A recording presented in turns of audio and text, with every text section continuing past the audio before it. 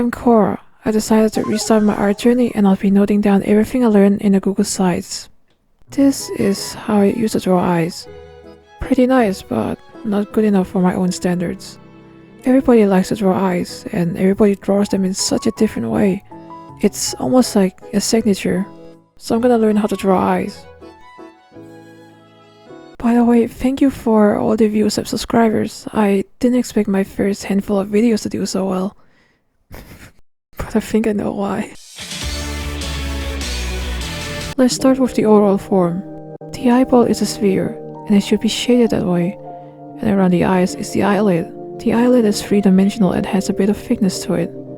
That part between the edge and the eyeball is called the waterline, by the way. You know, that pink area. Since the eyelid is three-dimensional, it can also cast a shadow. The eyes are kinda caved into the skull, while the cheekbones and brow lines extends a bit.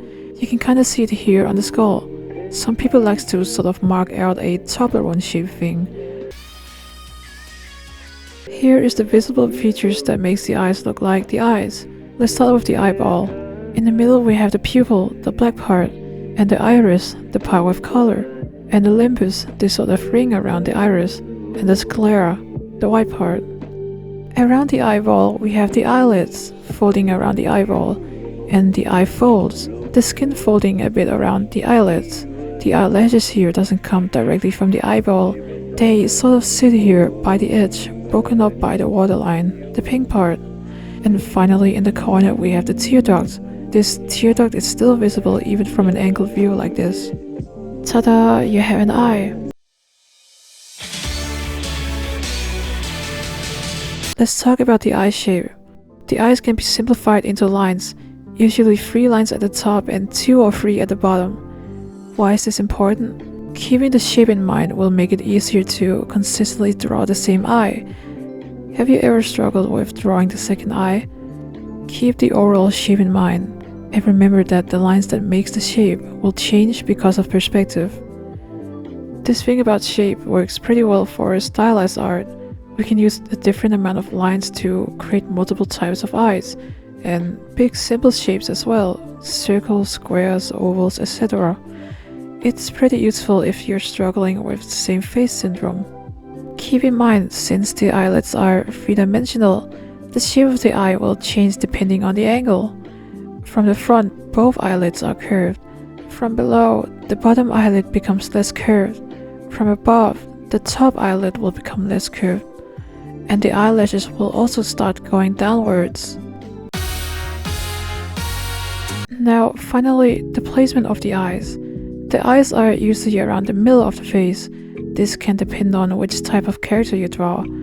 The distance between the eyes can, on average, fit another eye. Some likes to make them a bit further away, and some also likes to make them a bit more narrow. If you're struggling with aligning the eyes, you can use 2 parallel lines to measure the height. This way you can ensure both eyes have the same height and are aligned with each other. Is the core here? Okay, maybe not 100% parallel because of perspective. Parallel-ish lines. And if you want to be very accurate with eyes, draw a rectangle and split it into 3 equal parts, and then make the eyes fit into the parts. I've seen people going around saying you should use a curved line as a guideline for the eyes. The reason we're going to be using curved guidelines is because the skull curves. Okay, so I've seen drawing tutorials where they use dead straight lines to line up the eyes. It's not going to work for you because people's heads aren't flat. While others say that you should use straight lines. X-School Art Tips explained it pretty well. While the head does have multiple curves, both eyes don't go along together with one big curve. Post editor Cora here again, I almost forgot to add this part. Here's an example. If we look at an image of a head from above, we can see that yes, the head itself curves, the brow line, the nose, the mouth, but if we mark the ends of the eye for each eye, we can draw a straight line through every point. And yes, they will curve a bit, but each individual eye will only curve on itself, and that's due to the fact that eyeballs are spherical. But they don't curve the same way as the rest of the facial features. They are actually a lot more straight than you think. Just draw a straight line for the eyes and keep in mind that each eyeball is spherical and they curve by themselves. I will say though, it's not entirely wrong to do this. It works nice if it's a stylistic choice. It works pretty well for close-up shots as well. It kinda gives it a fisheye perspective. If you wish to be more structurally accurate with the eyes and you want more three-dimensional depth into the face, instead of the face being like a piece of folding paper, I recommend using straight lines. I just did this for fun. I picked out a bunch of artists that I follow and I tried to imitate the way they draw eyes. But why? I might learn or see something new that I could apply to my own art, and also because these artists are likely closer to the overall style that I'm aiming for. By the way, I would not recommend doing stylization directly. I'd recommend learning the overall structure and basic features of the eye first. This tips goes for anything you want to learn how to draw. I wrote down a list of a bunch of artists and I picked out the ones that I liked the most or seemed the most interesting. By the way, if you're gonna study other artists like this, don't just copy. Try to break down and understand why they draw this or that. I tried to eyeball it, so I didn't copy their process one-to-one, so the styles that were a bit harder to decipher didn't really turn out that well, like the absolute insane styles of Rolla and Spicy Owl.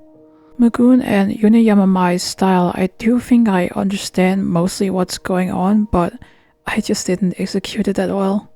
Nene Anonit did actually have a tutorial that I followed, and Log A used a whole different kind of process, and I got lost very quickly. It turned out okay, but it's not what I hoped for. My two favorites that I drew were Podsness and Mega Picasso, cause I think they turned out the best. It was really fun jumping from style to style and seeing each artist's way of drawing something, like the tear duct, the eyelashes, and the limbers around the eye. I like how some artists' tear line and lower lashes looks like they merge together. I really like the way that Rolloa and Podsness uses hatching to sort of simulate something that blurs away or fades away. To finish off my eye study, I decided to do a drawing of my own avatar. And you know what? I am satisfied. I've learned a bit more about eyes this week, and I like how the eyes turned out. And I also had a lot of fun doing the mini style studies of other artists jumping from style to style. The next week or two is likely gonna be hell, so see you until then. Alright, bye bye.